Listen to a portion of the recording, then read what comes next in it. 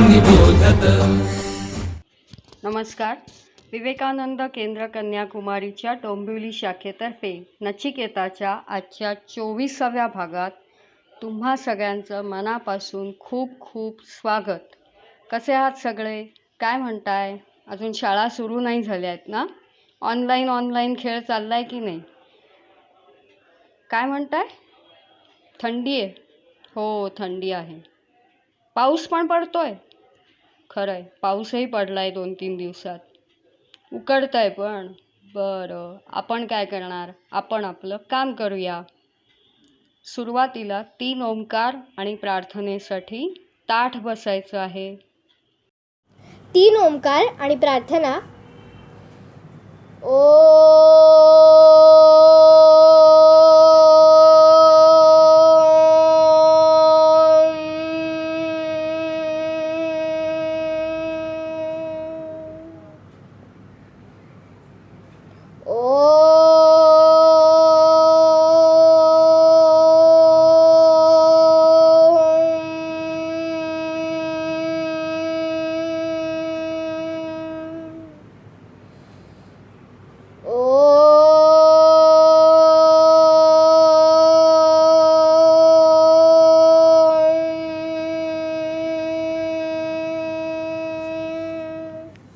प्रार्थना.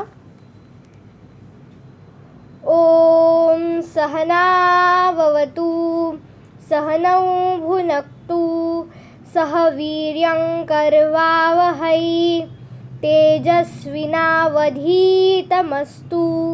मा विद्विषावहै.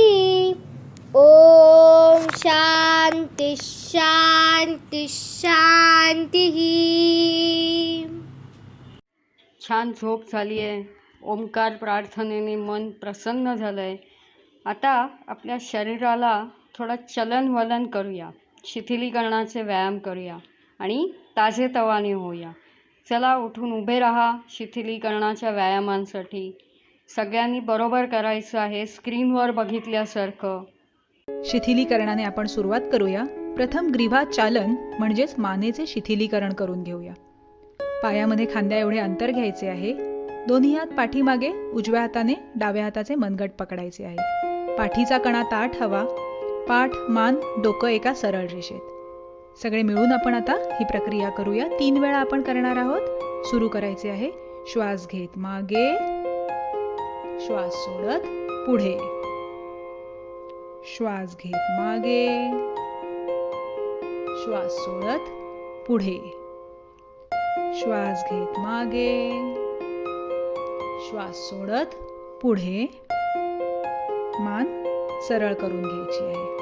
आता पुढचा प्रकार आपण करूया, ज्याच्यामध्ये मान आपण एकदा उजव्या बाजूला आणि डाव्या बाजूला वाकवणार आहोत. सगळे मिळून करूया. 3 वेळा आपण करणार आहोत. सुरू करायचं आहे. उजवीकडे, डावीकडे, उजवीकडे, डावीकडे, उजवीकडे, डावीकडे. मान सरळ करून घ्यायची आहे. आता पुढचा प्रकार म्हणजे मानेचे ट्विस्टिंग करून घेऊया, ज्याच्यामध्ये एकदा आपण उजव्या बाजूला बघतो आणि एकदा डाव्या बाजूला बघतो. सगळे मिळून करून घेऊया. 3 वेळा आपण करणार आहोत. उजवीकडे, डावीकडे, उजवीकडे, डावीकडे, उजवीकडे, डावीकडे. मान सरळ करून घ्यायची आहे. आता पुढचा प्रकार स्कंध संचालन करूया, म्हणजेच खांद्यांचे शिथिलीकरण. दोन्ही पाय जुळवून घ्यायचे आहेत. पाठीचा कणा ताठ हवा, पण खांद्यांवरती ताण नको. दोन्ही हात शरीराच्या बाजूला मांड्यांलगत सरळ ठेवून घ्यायचे आहेत. आपण आता सुरुवात करूया. प्रथम उजव्या हाताने. एकम, द्वे, त्रीणि, चत्वारि, पंच. विरुद्ध दिशेने. एकम, द्वे, त्रीणि, चत्वारि, पंच. डाव्या हाताने. एकम, द्वे, त्रीणि, चत्वारि, पंच. विरुद्ध दिशेने. एकम, द्वे, त्रीणि, चत्वारि, पंच. आता दोन्ही हातांनी करायचं आहे. एकम द्वे त्रीणी चत्वारी पंच. विरुद्ध दिशेनी एकम द्वे त्रीणी चत्वारी पंच.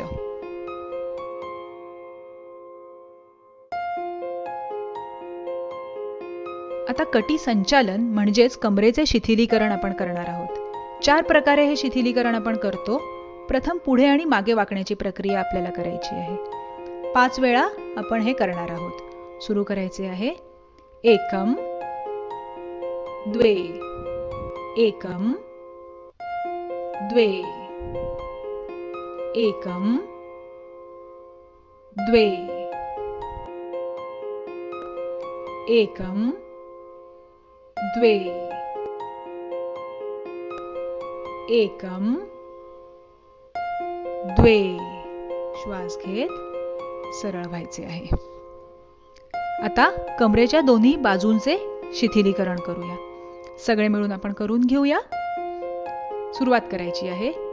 एकम द्वे एकम द्वे एकम द्वे एकम द्वे एकम द्वे एकम द्वे एकम द्वे एकम द्वे एकम द्वे एकम द्वे. आता पुढचा प्रकार करूया, ज्यामध्ये आपण पायामध्ये अंतर घेऊन खाली वाकत कमरेला पीळ देतो. आता सर्वांनी मिळून ही प्रक्रिया करूया. एकम द्वे एकम द्वे एकम द्वे एकम द्वे एकम द्वे एकम द्वे एकम द्वे एकम द्वे एकम द्वे एकम द्वे. विश्रांती. आता कमरेला पीळ देणे म्हणजेच ट्विस्टिंग करून घेऊया. आपण आता सुरू करणार आहोत. सगळे मिळून 20 वेळा आपापल्या मनामध्ये हा काउंट करा आणि आपापल्या गतीने करा. मी अंक मोजणार नाहीये. सुरू करायचं आहे.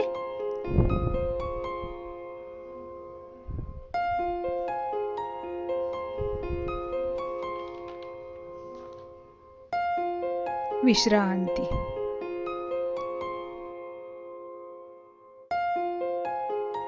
गुडघे, मांड्या आणि कमरेचे सांधे यांचे शिथिलीकरण आपण एका मजेदार व्यायामाने करू. पायामध्ये खांद्यापेक्षा थोडं जास्त अंतर घ्यायचं, साधारणपणे अर्धा मीटरचं. आता मी म्हणेन जय बजरंगा, तुम्ही म्हणायचं हुप्पा होईया. सुरुवात करायची. 5 वेळा करायचं आहे. जय बजरंगा हुप्पा होईया जय बजरंगा हुप्पा होईया जय बजरंगा हुप्पा होईया जय बजरंगा हुप्पा होईया जय बजरंगा. हुप्पा होईया. विश्रांती. दीर्घ श्वास, प्रदीर्घ उच्छ्वास. मांड्यांचे सांधे आणि मांड्यांच्या स्नायूंसाठी एक खूपच महत्त्वाचा आणि उपयोगी असा शिथिलीकरण व्यायाम म्हणजे फुलपाखरू ताण किंवा बटरफ्लाय स्ट्रेच. तो कसा करायचा ते आपण बघून घेऊया. त्यासाठी खाली बसून घ्यावे. सर्वांनी मिळून आता आपण ही क्रिया करणार आहोत. 20 वेळा करायचे आहे. अंक दिले जाणार नाहीत. आपापल्या वेगाने सुरू करायचे आहे.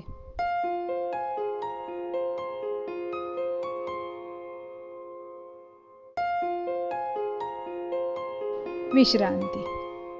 दोन्ही पाय सरळ करून घ्यायचेत. पायामध्ये अंतर. हात शरीराच्या मागे जमिनीवरती टेकवून घ्यायचे आहेत आणि मान खांद्यावरती ठेवून घ्यायची आहे.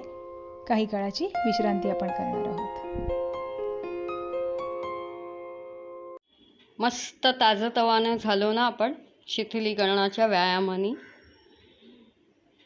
तुमच्यापैकी किती जणांना बेस्ट स्टुडंट, आदर्श विद्यार्थी, ऑलराऊंडर, चॅम्पियन व्हायला आवडेल? बऱ्याच जणांना आवडेल ना. त्यासाठी एक टॉप सिक्रेट सांगते. सूर्यनमस्कार. दररोज कमीत कमी 12 सूर्यनमस्कार आपल्या शास्त्रोक्त पद्धतीने घालायचे आणि चॅम्पियन व्हायचं. तुम्ही अभ्यासात, खेळात, कलेमध्ये जबरदस्त आणि झपाट्याने प्रगती करू शकाल. सूर्यनमस्कार घालून अनेक लोकांनी हे साध्य केलं आहे. तुम्हीही करू शकता. काय मग, घालणार ना रोज 12 सूर्यनमस्कार? घालायलाच पाहिजेत. आत्ता स्क्रीनवर दाखवल्याप्रमाणे एकदा बघून घ्या. तुम्ही घालताय ते बरोबर आहेत का, काही बरोबर करायला पाहिजे. सूर्यनमस्काराच्या प्रॅक्टिकलला सुरुवात करूया. सूर्यनमस्कार घालण्यापूर्वी सूर्यनमस्काराची एक स्थिती असते ती घेणार आहोत. दोन्ही पाय जुळवायचे, हातांची नमस्कार मुद्रा, डोळे बंद. सुरुवातीला प्रार्थना म्हणणार आहोत. प्रार्थना सावकाश आणि स्पष्ट म्हणण्याचा प्रयत्न करायचा आहे. हिरण्मयेन पात्रेण सत्यस्यापिहितं मुखं तत्त्वं पूषण अपावृणु सत्यधर्माय दृष्टये. एकम. दोन्ही हात नमस्कार मुद्रेतून वरच्या बाजूला न्यायचे, गुडघे ताठ ठेवायचे आणि पायापासून डोक्यापर्यंत मागे झुकलेली स्थिती. द्वे. सावकाश खाली येत दोन्ही हात आपल्या दोन्ही पावलांजवळ ठेवायचे किंवा पायांचे अंगठे धरायचे आणि आपले गुडघ्यांपर्यंत कपाळ पोहोचलेला. पूर्ण कमरेपासूनचा पुढचा भाग पुढच्या बाजूला झुकलेला. त्रिणी. उजवा पाय मागे न्यायचा, गुडघा जमिनीला टेकवायचे, दोन्ही हात दोन पायांच्या बाजूला, मान सरळ, दृष्टी एकाग्र. चत्वारी. दुसरा पाय मागे न्यायचा. ही स्लाइंटिंग पोझिशन झाली.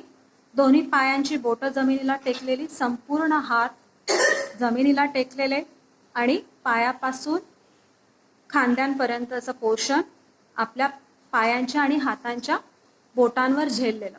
दृष्टी समोर, नजर एकाग्र करायची आहे. पंच. दोन्ही गुडघे जमिनीला टेकवायचे आणि कपाळ, शरीराची घडी घालून कपाळ जमिनीला टेकवायचे. षट.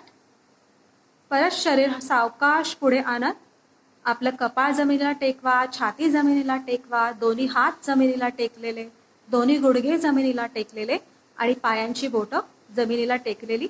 पोट मात्र वर खेचून घ्यायचं आहे. साष्टांग नमस्काराची स्थिती आहे. सप्त. भुजंगासन. कमरेपासून खांद्यांपर्यंतचा संपूर्ण भाग वर खेचून घेतलेला आणि मान वर, डोळे आकाशाच्या दिशेला. अष्ट. पर्वतासनाची स्थिती. टाचा जमिनीला टेकवायच्या आहेत, मान दोन्ही खांद्यांमधून आत घालायची आहे. नव. परत एकदा जमिनीला गुडघे टेकवा, शरीराची घडी घाला आणि कपाळ जमिनीला टेकवा. दश. एकादश. द्वादश. नचिकेताच्या वेगवेगळ्या भागांमध्ये आपण वेगवेगळी योगासनं शिकलो आहोत. त्यातली काही तुम्ही घरी सराव करता आहात का? आठवत नसतील तर नचिकेताचे आधीचे भाग पुन्हा पुन्हा बघा. त्यात सांगितलेल्या सूचनांप्रमाणे योगासनांचा जरूर सराव करा. आज आपण वक्रासन बघणार आहोत. पाठीच्या कण्याला पीळ देणारं एक उत्कृष्ट आसन आहे वक्रासन. बघूया आणि बरोबर करूया सुद्धा. वक्रासन. एकम. Fold the right leg. Place your right foot by the side of left knee. Take the right hand back with the support. Straighten your spine. Dve. Hold your right toes. Pass the left hand across the right knee. Turn back. Give a fine maximum twist to the whole spine. Gaze along right shoulder. Maintain the posture. Relax. Normal, deep, comfortable breathing. Vakrasana tones up the entire lumbosacral region. Correct spinal deformities. Trini. Release the left hand. Chattvari. Return to the sthiti position. Vakrasana, left hand side. Ekam. Fold the left leg. Place your left foot by the side of right knee. Left hand back. Dve. Hold your left toes with the right palm. Pass the right palm across the left knee. Give a fine maximum twist to the whole spine. Look back. Maintain the whole spine as erect as possible. Relax in the final position. Normal breathing. Enjoy the fine twist. Relax. Trini. Release the hand. Chattvari. Return to the sthiti position. Relax. काय मग केलं का वक्रासन? जाणवला का पाठीला बसणारा जोरदार पीळ? शिथिलीकरण व्यायाम, सूर्यनमस्कार आणि योगासनं तुम्ही घरी दररोज करत असालच. त्याचे व्हिडिओ करून आम्हाला पाठवा. त्याचा फायदा तुम्हालाच होईल. एकतर तुमचा व्हिडिओ नचिकेतामध्ये आम्ही दाखवू. दुसरी गोष्ट, व्हिडिओ करण्याच्या निमित्ताने तुम्ही त्याची जोरदार प्रॅक्टिस कराल, सराव कराल आणि त्याचा फायदा तुम्हालाच होईल. मग पाठवताय ना आम्हाला व्हिडिओ तुमचे? लवकर पाठवा, नक्की पाठवा. आम्ही वाट बघतो आहोत. शाळेत आपण रोज प्रतिज्ञा म्हणतो. भारत माझा देश आहे, सारे भारतीय माझे बांधव आहेत. ही प्रतिज्ञा म्हणताना किंवा राष्ट्रभक्तीपर, देशभक्तीपर गीत गाणी म्हणताना, ऐकताना आपल्या मनात आपल्या भारत देशाविषयी अत्यंत अभिमान जागृत होतो. असंच एक गीत ऐकणार आहोत आज आपण. हिंद के बहादुरो वक्त की पुकार है. चला ऐकूया आणि नंतर पाठ करूया. हिंद के बहादुरों वक्त की पुकार है, बढ़ना है, बढ़ना है, आगे सबसे बढ़ना है. हिंद के बहादुरों वक्त की पुकार है, बढ़ना है, बढ़ना है, आगे सबसे बढ़ना है. दिलों में जलती आग है, हथेलियों पे जान है, हौसले बुलंद है, गगन छूने वाले हैं.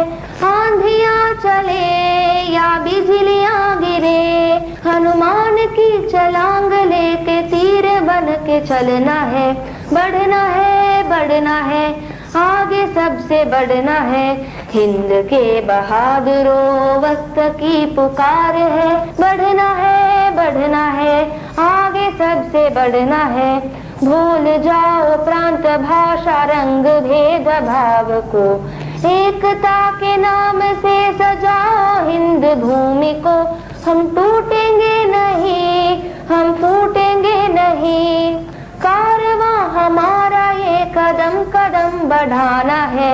बढ़ना है, बढ़ना है, आगे सबसे बढ़ना है.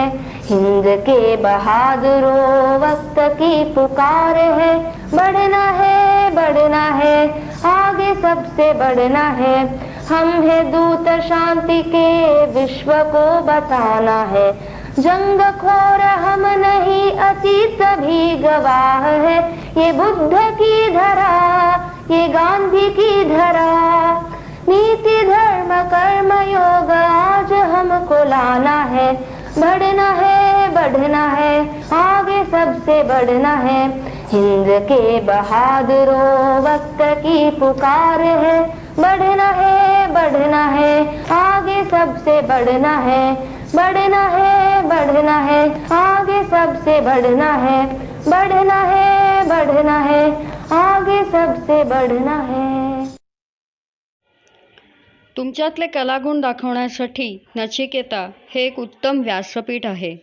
तुमचे गाणी गातानाचे, देशभक्तीपर गाणी गातानाचे किंवा क्राफ्ट करतानाचे, चित्र काढतानाचे, उत्तम चित्रांचे, जादूचे प्रयोग करतानाचे, विज्ञानाचे प्रयोग करतानाचे, असे अनेक प्रकारचे व्हिडिओ करून तुम्ही आम्हाला अवश्य पाठवत राहा. आज आपण असाच एक व्हिडिओ पाठवणार आहोत. जान्हवीने आपल्याला पाठवला आहे. एकपात्री सादरीकरण बघूया. नमस्कार, मी जान्हवी दांडेकर. उपवास आहे बाई माझा आज. उपवासाचं फार महत्व असतं बरं. उपवासाच्या दिवशी अगदी हलका आहार घ्यावा. साबुदाणा, वरच तांदूळ. मी तर बाई निराहार उपवास करते, काही सुद्धा खात नाही हो. फलाहार तर मला मुळीच सुचत नाही. 2 वेळेला आपला चहा घेतला की झालं. ते परत इथलं म्हणता हो, ते यांच्यावर तर ठेवलंय ना, फार लागतं बाई त्यांना खायला. तेवढं सगळं उडवतील ते आता. तेच अगदी माझ्या मनातलं बोलणार. खातात तसं दिसत नाहीत म्हणता, अगदी खरं. आता माझंच बघा ना, माझा आहार त्यांच्यापेक्षाही थोडा, पण दिसते मात्र चांगली त्यांच्या चौपट. बरं, ताकदही तशीच. हसताय कसल्या? उगीच नाही म्हटलं, अनुभवाचं आहे. काय येते म्हणता? बरं बरं, या हा. आज काही चहाचं जमलोच नाही. माझ्या मनात होतं तुम्हाला चहा द्यावा. आमचा राम्या पण कुठे गेलाय ना. बरं बरं, या हा. गेली एकदाची. यांचं आपलं फार कौतुक. माझी चुलत बहीण अशी आहे ना तशी आहे. चोमडी मेली. हिला काय करायचे चांबल चौकशा. पण हे कोणाला आणि ते कोणाला. ये अगदी वेळेवर आलास. अरे राम्या, त्या अवदसाने मला चांगला तासभर डांबून ठेवला. म्हटलं तू आत्ता येशील मग येशील, तुझा आपला पत्ताच नाही. एकदा का 4 डोंबलावर घातला असता तर रक्षक मिटली असती. आता ती साऱ्या गावभर करेल. माझ्या भावाच्या घरी गेले पण सदा कप्प्यात चहा सुद्धा मिळाला नाही. असं काय पाहतोस, ती परत उचलून बाहेरच्या डबल्यावर नेऊन ठेव. आणि हे आले की यांना म्हणावं आजचं जेवण खानावळीतच घ्या म्हणून. घरी वटसावित्रीचा उपवास आहे म्हणावं. इथे जेवण करायला वेळ आहे कुणाला.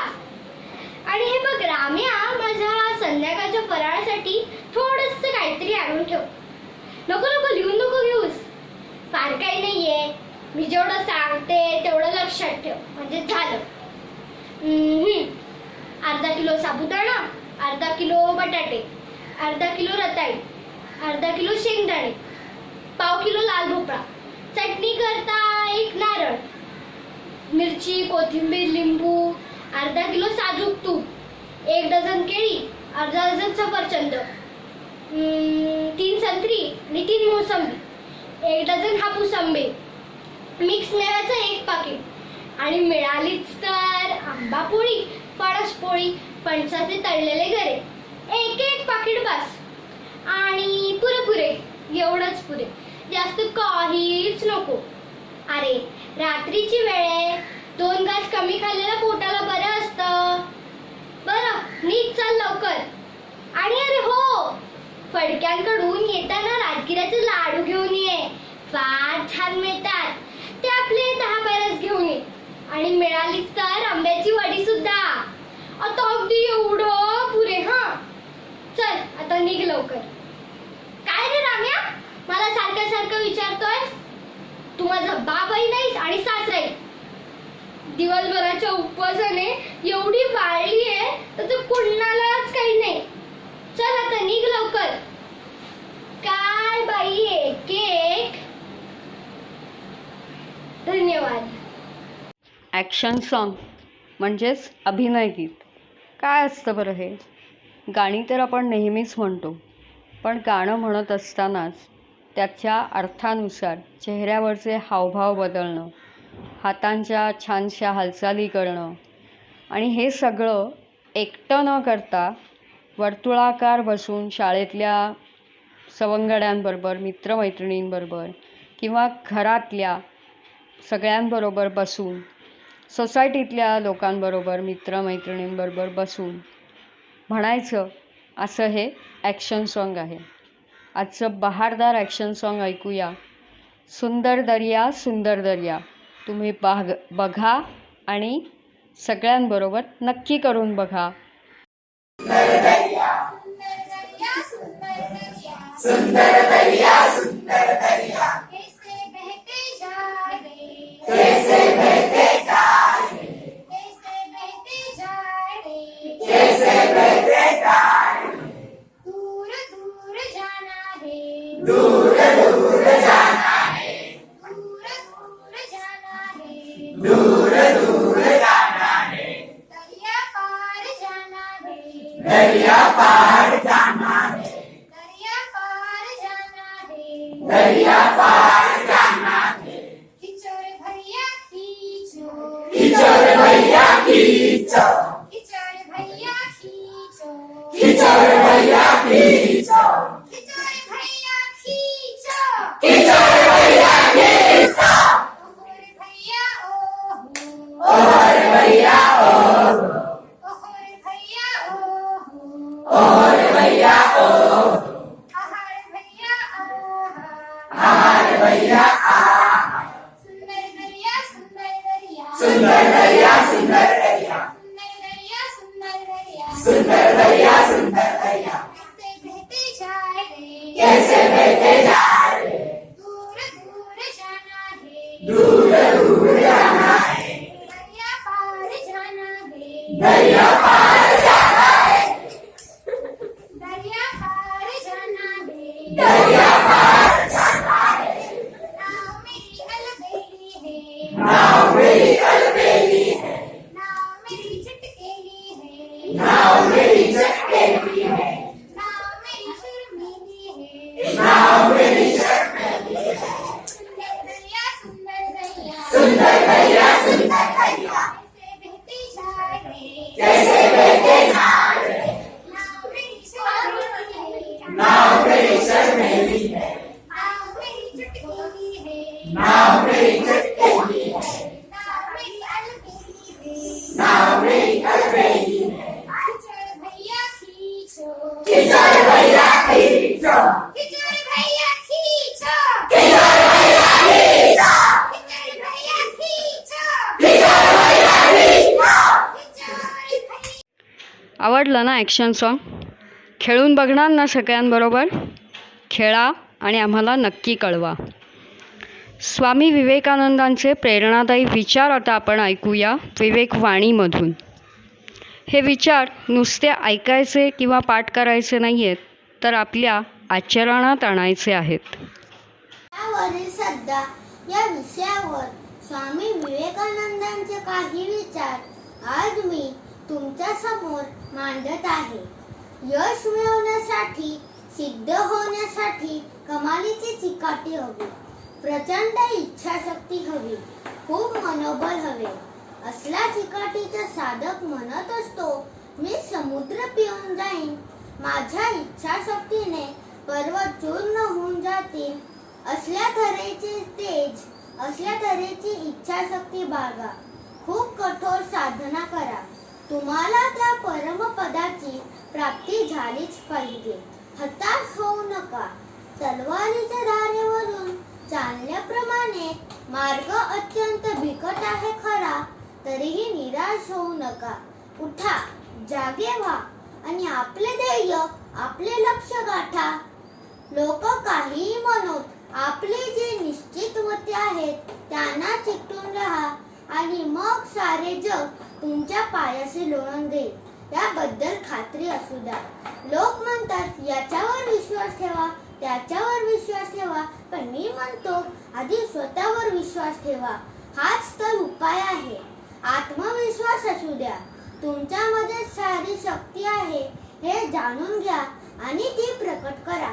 धन्यवाद आणि तुम्हा सर्वांना नवीन वर्षाच्या खूप खूप खूप हार्दिक शुभेच्छा.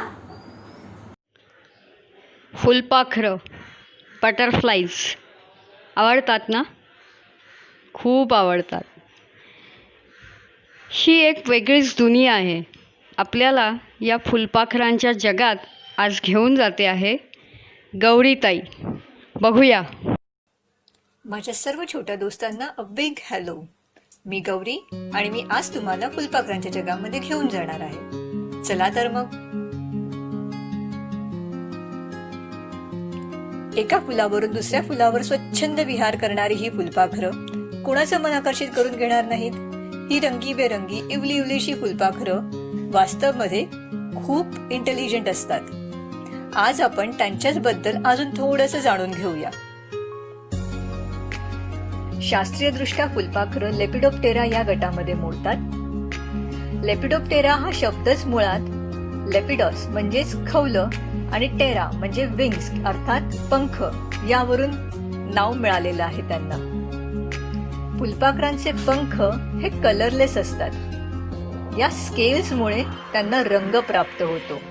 जर तुम्ही कधी फुलपाखराचा पंख बघितला असेल किंवा हाताळला असेल तर तुमच्या लक्षात येईल की त्याला हात लावल्यावरती त्याचा रंग आपल्या बोटांना लागतो. हा रंग म्हणजेच त्याची खवलं तुमच्या बोटांवरती येतात. अशी ही फुलपाखरं हे कीटक आहेत. म्हणजेच त्यांना 3 पेअर्स ऑफ लेग्स अर्थात टोटल 6 पाय असतात. आणि ही एवढीशी दिसली तरीही ते प्राणी किंवा ॲनिमलिया या मोठ्या गटामध्ये त्यांचा समावेश होतो. असं लक्षात आलं आहे की संपूर्ण जगात जेवढे प्राणी आहेत त्यापैकी 80% प्राणी हे इन्सेक्ट्स अर्थात कीटक आहेत. जर बघायला गेलं तर प्रत्येक 4थ्या प्राण्यानंतर एक प्राणी हा कीटक असतो. लेपिडोप्टेरामध्ये पुन्हा 2 गट करण्यात आले आहेत. एक म्हणजे बटरफ्लाईज अर्थात फुलपाखरं आणि दुसरा म्हणजे मॉथ्स अर्थात पतंग. लेपिडोप्टेरामध्ये 14% फुलपाखरं तर 86% पतंग आहेत. आता या दोघांमध्ये फरक कसा करणार तर तुम्ही याची अळी बघा. ही मॉथ्सची अळी आहे अर्थात पतंगाची अळी आहे. त्यांच्या अळ्यांना बारीक बारीक केस असतात तर फुलपाखरांच्या अळ्यांना हे केस नसतात. पण सर्वात महत्वाचा आणि करेक्ट फरक करायचा झाला तर तुम्हाला त्याच्या अँटेनाज बघावे लागतात. त्याचे अँटेनाज हे मॉथ्समध्ये सरळ असतात आणि त्याला बारीक बारीक ब्रिसल्स असतात. तर फुलपाखरांचे अँटेनाज हे सरळ आणि टोकाशी वाकलेले असतात. म्हणजे साधारणतः एखाद्या हॉकी स्टिक सारखे ते दिसतात. हा झाला ह्याचा मूळ फरक. त्यानंतर इथेही तुम्ही पाहू शकता की हे मॉथ पण काही कमी नाही आहेत हा. जर कलर्सचा विचार केला तर हा इथे सुंदर असा मून मॉथ तुम्हाला दिसतोय. हा आहे सिल्क मॉथ. तर जगातलं सर्वात मोठा पतंग हा इथे दिसतोय. याला म्हणतात ॲटलास मॉथ. आणि हा पंखांवरती डोळ्यासारखी डिझाईन असलेला आउलेट मॉथ. हा पण खूप हुशार आहे बरं का. हा आपले पंख ओपन करून बसतो आणि असं भासवतो की इकडे एखादा मोठा पक्षी बसलाय घुबडासारखा. आणि त्याचे ते 2 जे पंखांवरती नक्षी आहे डोळ्यांसारखी ती असं भासवते की इथे खरंच एखादा पक्षी बसलेला असेल. आपला भारत देशही बटरफ्लाईजच्या डायव्हर्सिटीबाबत काही मागे नाही आहे हा. जगामध्ये दिसणाऱ्या फुलपाखरांपैकी 9% फुलपाखरं ही आपल्या भारत देशामध्ये सापडतात. तर मुंबई आणि ठाणे या शहरांचा विचार केला असता भारतातील 10% फुलपाखरं ही आपल्या 2 शहरांमध्ये आढळून येतात. मुंबईमध्ये जवळपास 170 प्रकारची फुलपाखरं आढळतात. तर ग्रेट ब्रिटन हा एक खूप मोठा भूभाग असलेला देश. तिथे फक्त 50 ते 60 प्रकारची फुलपाखरं आढळतात. म्हणजेच मुंबईमध्ये बटरफ्लायची डायव्हर्सिटी खूप जास्त आहे. संपूर्ण भारताची कंपॅरिझन तर करायलाच नको. आता आपण बटरफ्लाईजच्या लाईफ सायकलबद्दल थोडंसं जाणून घेऊया. त्यासाठी आपण इथे उदाहरण कॉमन क्रो नावाच्या फुलपाखराचं घेतलंय. क्रो या नावावरूनच तुमच्या लक्षात आलं असेल की हे साधारणतः काळ्या रंगाचं असं दिसणारं फुलपाखरू आहे. पण प्रत्यक्षात बघताना ते खूप सुंदर दिसतं बरं का. तर कुठलाही जे फुलपाखरू आहेत ते प्रथम अंडी, त्यानंतर अळी, त्यानंतर ते कोश बनवतं आणि मग त्या कोशामधून एक सुंदर असं फुलपाखरू बाहेर पडतं. या फुलपाखरांचं आयुष्यमान 3 ते 4 वीक्स अर्थात 3 ते 4 आठवडे एवढंच असतं. म्हणजेच अंडी घालण्यापासून ते अळी, त्यानंतर कोश आणि मग पुन्हा सुंदर फुलपाखरू आणि त्याचं पूर्ण आयुष्य संपेपर्यंत त्यांना 3 ते 4 आठवडे एवढे लागतात. पण कुठलंही फुलपाखरू हे 1 वर्षापेक्षा जास्त नाही जगत. आता थोडंसं फुलपाखरांच्या सवयींबद्दल जाणून घेऊया. फुलपाखरं ही कोल्ड ब्लडेड क्रीचर्स अर्थात अशा प्राण्यांच्या गटात मोडतात की ज्यांना स्वतःच्या शरीराचं तापमान मेंटेन किंवा रेग्युलेट नाही करता येत. त्यासाठी त्यांना सूर्याच्या उष्णतेवरती अवलंबून राहावं लागतं. यासाठी ते काय करतात तर आपले पंख पसरून अशा एखाद्या ठिकाणी बसतात जिथे चांगला सूर्यप्रकाश मिळत असेल. सूर्याद्वारे ती उष्णता घेऊन मग त्यांची बॉडी वॉर्मअप होते आणि ते पुढच्या ॲक्टिव्हिटीज करायला समर्थ असतात. त्यानंतर नर फुलपाखरं ही तुम्हाला कधी कधी मड पडलिंग करताना दिसून येतात. म्हणजेच एखादी ओलसर जमीन असेल तर त्याच्यामधून मिळणारं मॉइश्चर आणि न्यूट्रिएंट हे या नर फुलपाखरांना हवं असतं, एस्पेशली त्याच्यातलं सोडियम आणि नायट्रोजन. मागच्या एका स्लाइडमध्ये आपण फुलपाखराच्या लाईफ सायकल बद्दल जाणून घेतलं होतं.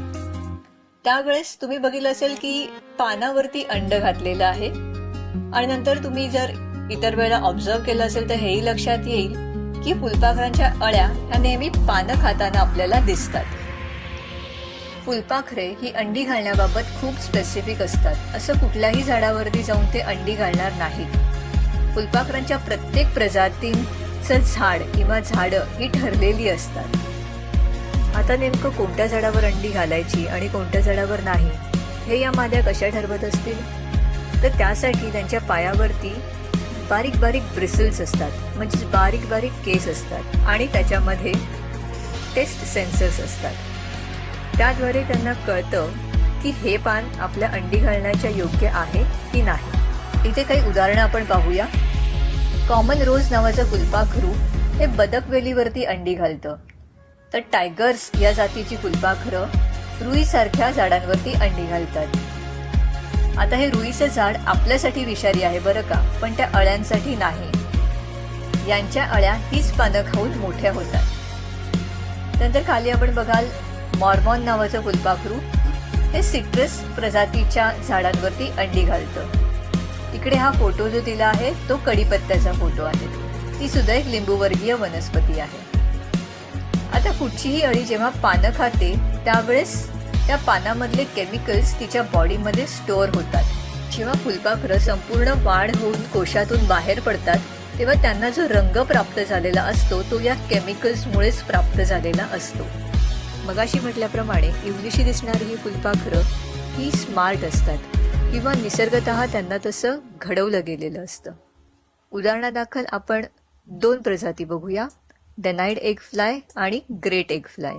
हा आहे डेनाइड एग फ्लायचा मेल अर्थात नर आणि हा आहे ग्रेट एग फ्लायचा नर.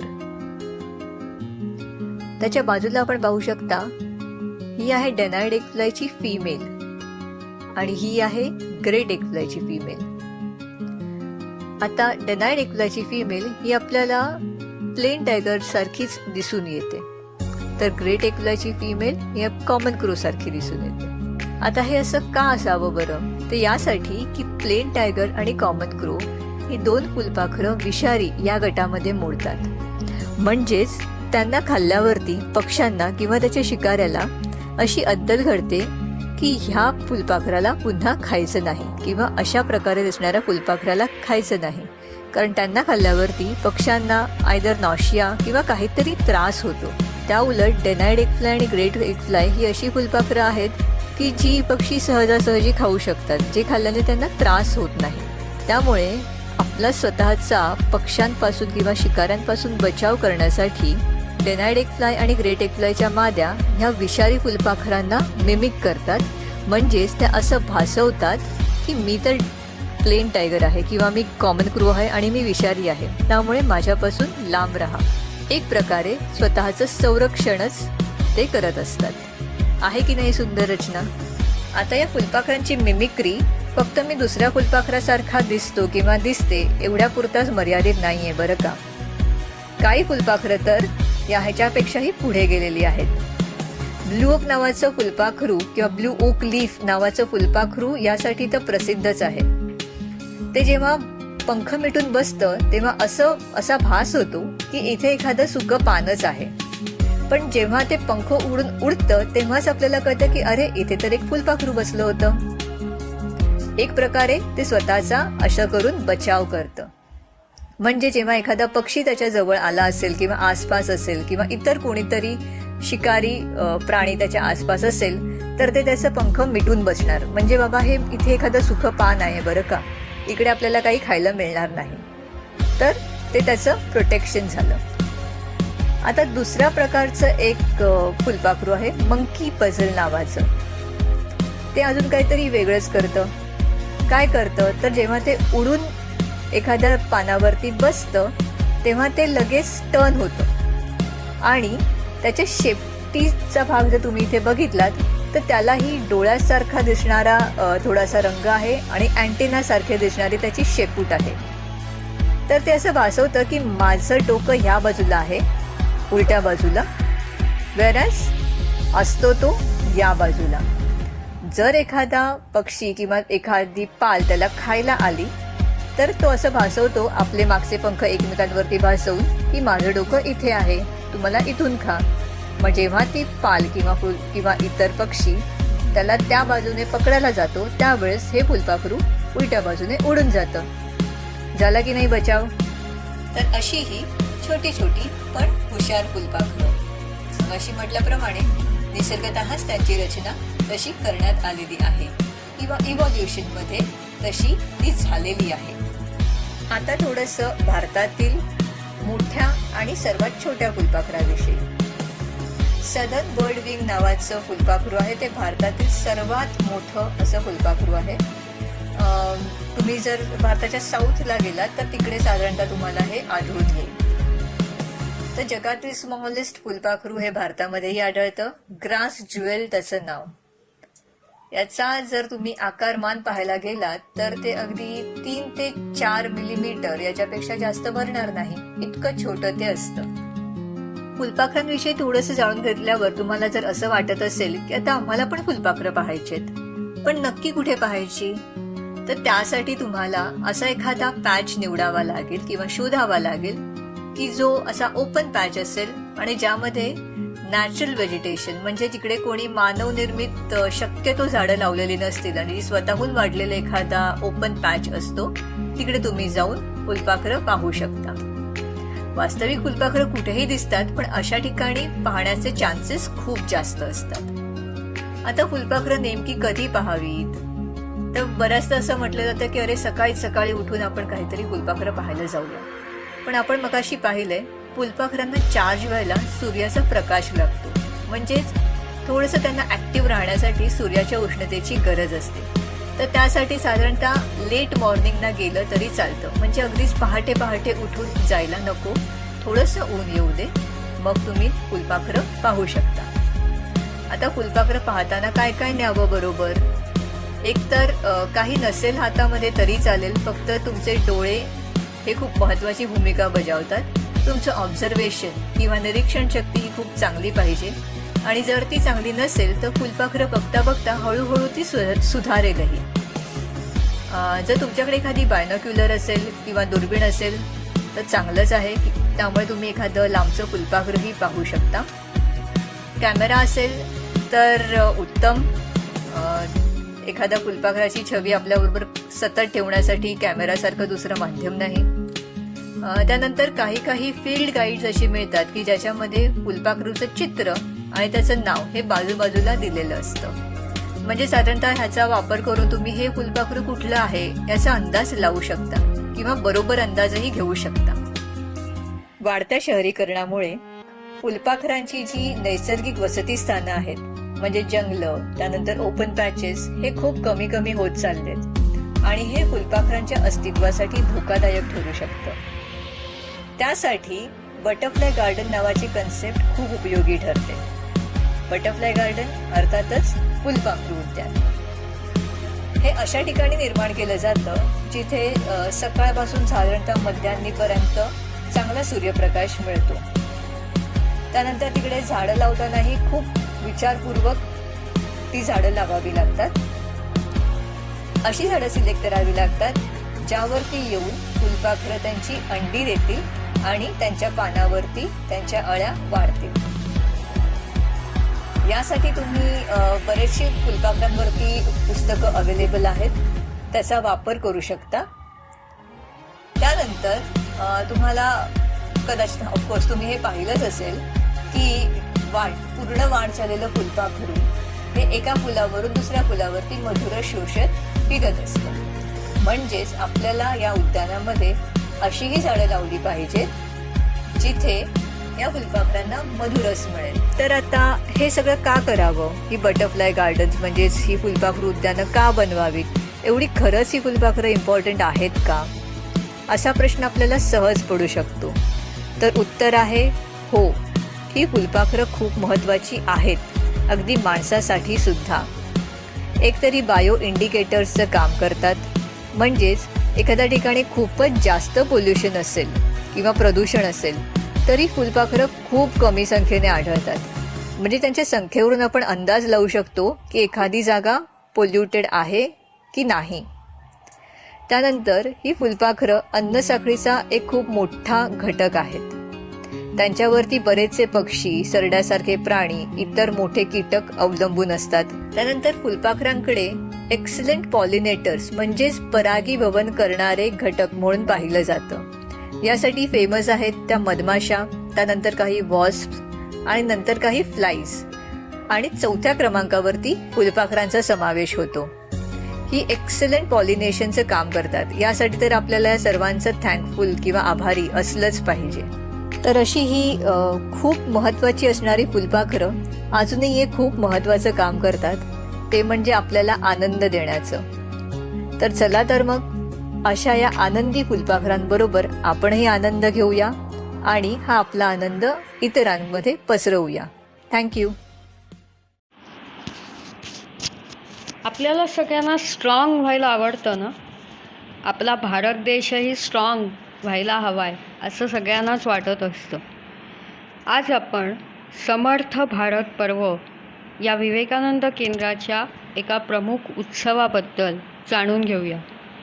स्वामी विवेकानंदांनी 1889पासून भारत परिक्रमेला सुरुवात केली.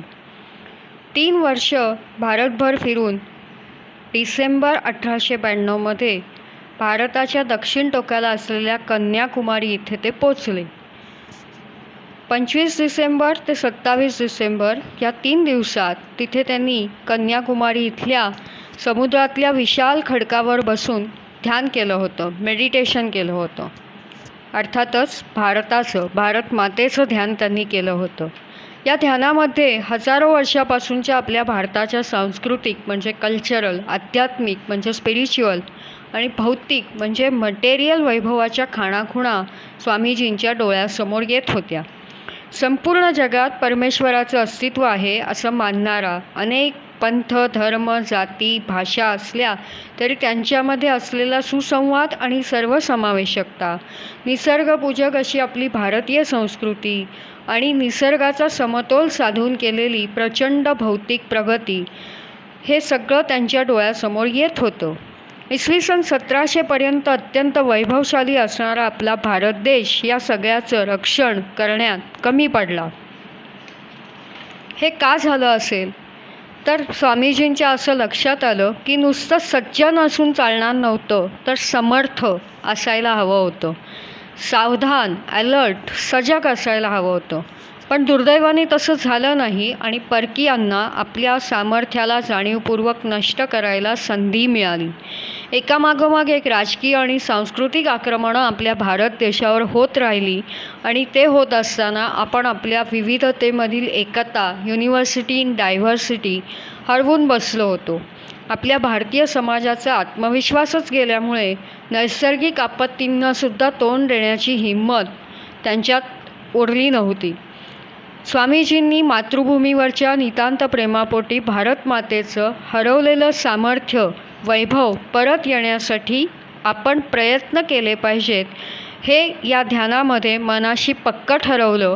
आणि त्याचबरोबर अमेरिकेतील शिकागो येथे होणाऱ्या सर्व धर्म परिषदेत हिंदू धर्माचं प्रतिनिधित्व करून जगाला त्याची महती सांगण्याचंही ठरवलं. 12 जानेवारी हा स्वामी विवेकानंदांचा जन्मदिवस, राष्ट्रीय युवा दिवस म्हणून तो साजरा करण्यात येतो. तर 25 डिसेंबर ते 12 जानेवारी हा 19 दिवसांचा काळ समर्थ भारत पर्व म्हणून विवेकानंद केंद्रातर्फे संपूर्ण भारतभर वेगवेगळ्या स्पर्धा, वक्तृत्व, मॅरेथॉन, सूर्यनमस्कार, निबंध, प्रश्नमंजुषा अशा पद्धतीने साजरा केला जातो. या समर्थ भारत पर्व साजरा करण्यामागचा मुख्य उद्देश आहे की स्वामीजींचा संदेश छोट्यातल्या छोट्यांपासून युवकांपर्यंत पोचवणं, त्यांच्यात आत्मविश्वास जागवणं आणि आपल्या भारत मातेसाठी भव्य दिव्य काम करण्याची प्रेरणा देणं. स्वामीजींनी आपल्याला उपनिषदातला मंत्र सांगितला आहे, उत्तिष्ठित जाग्रत प्राप्य वरांनी बोधत, म्हणजे उठा, जागे व्हा आणि ध्येयप्राप्ती होईपर्यंत थांबू नका. हा मंत्र आपण सतत जपायला हवा आणि त्याप्रमाणे आपली कृतीही असायला हवी. आता एवढं मोठं कार्य करण्यासाठी आपल्याला सामर्थ्य, शक्ती लागते. ती शक्ती आपल्याला संघटित होऊन एकत्र येऊन काम करण्यानेच मिळते. ॲज अ टीम म्हणतो आपण. आपला भारत समर्थ व्हावा यासाठी आपण सर्वांनीच हातभार लावला पाहिजे. कसं करता येईल बरं हे? तर आपण आपलं वैयक्तिक ध्येय, पर्सनल गोल निश्चित करताना ते राष्ट्रहितासाठी, आपल्या समर्थ भारतासाठी सुसंगत, कम्पॅटिबल आहे ना ते विचारात घ्यायचं. हे महत्त्वाचं. आपल्याला नेतृत्वही करायला लागेल, लीड करावं लागेल. अर्थात आपण हे ठरवायचं की आपण रेल्वेचं डबे व्हायचं का इंजिन व्हायचं, अर्थात इंजिन. पण आज आपण समर्थ भारत पर्व साजरा करताना भारताविषयी आपल्याला अत्यंत अभिमानास्पद गोष्टी ज्या माहीत असायलाच हव्यात त्याबद्दल एक फिल्म बघणार आहोत. स्वामी विवेकानंद म्हणतात त्याप्रमाणे भारताला जगद्गुरू किंवा विश्वगुरू म्हणून काम करायचं आहे. आपल्या भारतामध्ये अभ्युदय म्हणजे मटेरियल वेलबिंग, भौतिक प्रगती, उत्तम घर, उत्तम गाडी, अनेक सोयीसुविधा म्हणजे मटेरियल वेलबिंग आणि निःश्रेयस म्हणजे आध्यात्मिक प्रगती, स्पिरिच्युअल वेलबिंग. याचा उत्कृष्ट समतोल साधला गेला होता. प्राचीन भारतामध्ये हरप्पा ही अत्यंत सुविकसित अशी संस्कृती नांदत होती. शैक्षणिक क्षेत्रात नालंदा, तक्षशिला यासारखी 10,000हून अधिक विद्यार्थ्यांना सामावून घेणारी विद्यापीठं आपल्या भारतात होती. आयुर्वेद तसेच गणितातील कित्येक संज्ञा, कन्सेप्ट्स, नौकानयन किंवा नेव्हिगेशनचं तंत्र भारतामध्येच विकसित झालेलं आहे. योग ही आपल्या भारताने जगाला दिलेल्या सर्वोत्तम देणग्यांपैकी एक आहे. 21 जून आंतरराष्ट्रीय योग दिवस आज जगाच्या कानाकोपऱ्यात साजरा होतो.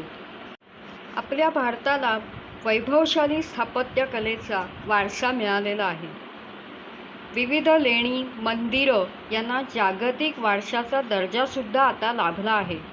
आधुनिक तंत्रज्ञान नसताना त्या काळी इतकी सुंदर संरचना, शिल्पकला कसं काय साधलं असेल हे आजही कोडच आहे.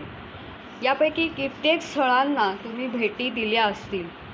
कन्याकुमारी येथील विवेकानंद शिला स्मारक हे देखील स्थापत्यकलेचं अत्यंत उत्तम उदाहरण आहे. आपला प्राचीन भारत विज्ञानाच्या क्षेत्रातही अत्यंत विकसित होता. आपले ऋषी हे वैज्ञानिकच होते. आर्यभट्ट, भास्कराचार्य, कणाद, नागार्जुन, सुश्रुत, वराहमिहिर, पतंजली, भारद्वाज, कपिल, चाणक्य या सर्वांचंच योगदान प्रचंड आहे. सर्वात महत्त्वाचे म्हणजे त्यांनी लावलेले शोध समाजासाठी विधायक पद्धतीने विकासासाठीच वापरले जात होते. हा वारसा आताच्या वैज्ञानिकांनीही समर्थपणे पुढे चालवला आहे. आता तंत्रज्ञानाच्या क्षेत्रातही आपला भारत हळूहळू समर्थ होत आहे. विविध रेल्वे, मेट्रो प्रकल्प, मिसाईल्स, दूरसंचार, बँक्स, IT, कम्प्युटर्स यातील प्रगतीबरोबरच दुधाचे विक्रमी उत्पादनही आपल्या देशात होत आहे. म्हणजेच तंत्रज्ञानाबरोबरच आपण परंपरेची योग्य सांगड घातली आहे. जगातील दुसरे सर्वात मोठे असे भारतीय लष्कर आपल्या सर्वांसाठीच अभिमानास्पद आहे. भारतीय खेळाडू जागतिक पटलावर यशस्वी होत आहेत. ऑलिम्पिक पदके, विश्वविजेतेपद प्राप्त करत आहेत.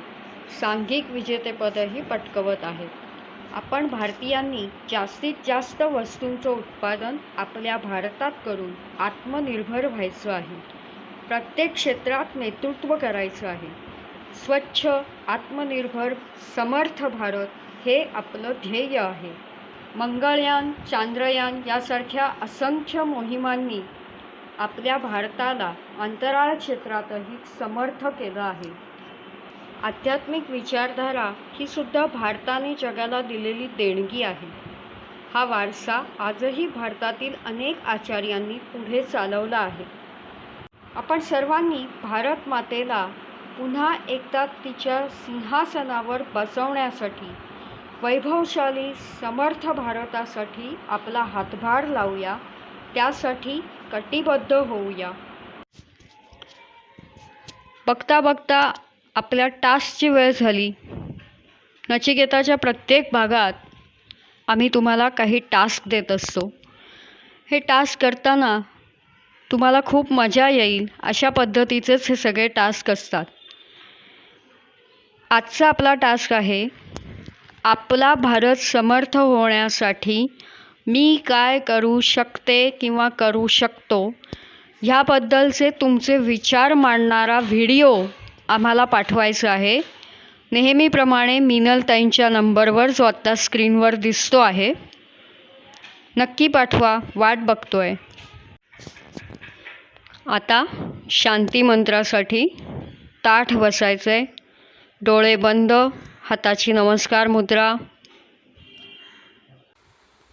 सर्वे भवन्तु सुखिनः, सर्वे सन्तु निरामयाः, सर्वे भद्राणि पश्यन्तु, मा कश्चित् दुःखभाग् भवेत्.